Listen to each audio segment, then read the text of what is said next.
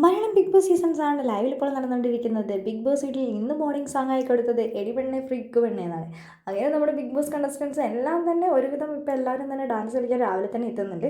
Big boss വീട്ടിൽ ഇന്നലെ രാത്രി വൻ ഗൂഢാലോചനകളൊക്കെ നടക്കുന്നത്. നമ്മുടെ അനുമോളും നെവിന് നല്ല രീതിയിലൊന്ന് ഉപദേശിച്ചായിരുന്നു. നെവിൻ അമ്മയും പെങ്ങളും വന്നു കഴിഞ്ഞപ്പോൾ നെവിൻ അത് ഇഷ്ടപ്പെട്ടില്ല, ഫ്രണ്ടിനെയാണ് എക്സ്പെക്ട് ചെയ്തതെന്ന് പറയുന്നുണ്ട്.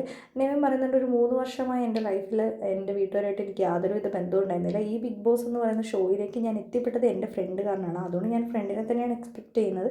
പക്ഷേ ഒരിക്കലും എൻ്റെ ഫ്രണ്ടല്ല എല്ലാം, എൻ്റെ അച്ഛനും അമ്മയും എൻ്റെ പെങ്ങളൊക്കെ തന്നെയാണ് എനിക്ക് വലുതെന്നും പറയുന്നുണ്ട്.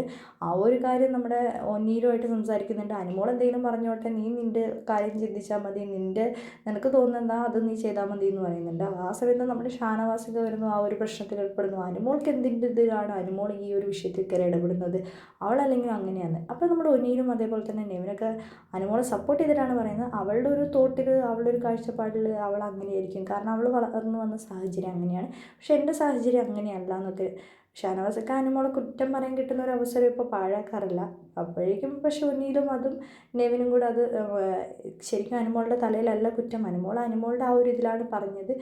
എനിക്ക് എൻ്റെ ജീവിതത്തിൽ കിട്ടിയ അനുഭവങ്ങളിലൂടെയാണ് എനിക്ക് എൻ്റെ കാഴ്ചപ്പാട് വ്യക്തമാക്കാൻ പറ്റുന്നതാണ് നെവിൻ പറഞ്ഞത്. ഷാനവാസൊക്കെ അപ്പോൾ ആ ശരി ശരി എന്ന് പറഞ്ഞ് പോകുന്നുണ്ട്.